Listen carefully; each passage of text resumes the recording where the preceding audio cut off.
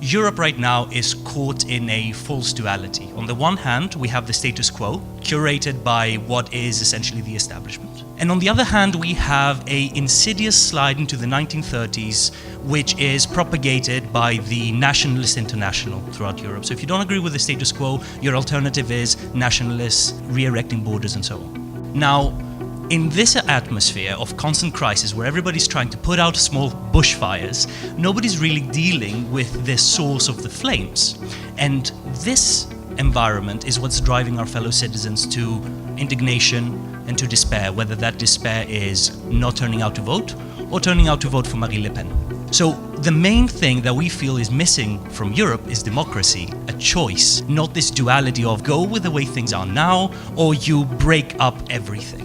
You have to wonder, what hope does a European Union have where alternatives are not welcome or recognized, or where the arrival of a fair number of people fleeing poverty and war is causing one of the richest regions in the world to go into crisis and to re-erect borders? You have to wonder a Europe where its citizens, instead of choosing to travel to London, to Paris, to Berlin to work, are forced, it's a matter of survival, to move there from the periphery. That is turning what was Europe's promise for free movement of people into a matter of survival, into a necessity. And that is not the point of Europe.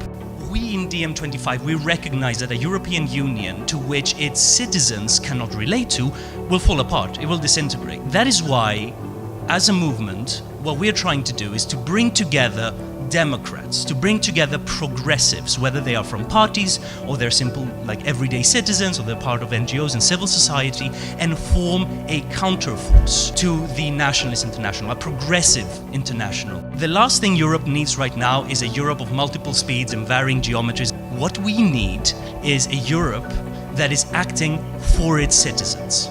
And in order to do that, we need to take the already established structures and to use them and direct them and channel their awesome capacities towards citizens. Use the European Central Bank, use the European Investment Bank, use the Eurozone, use the Euro for citizens, not for big interests.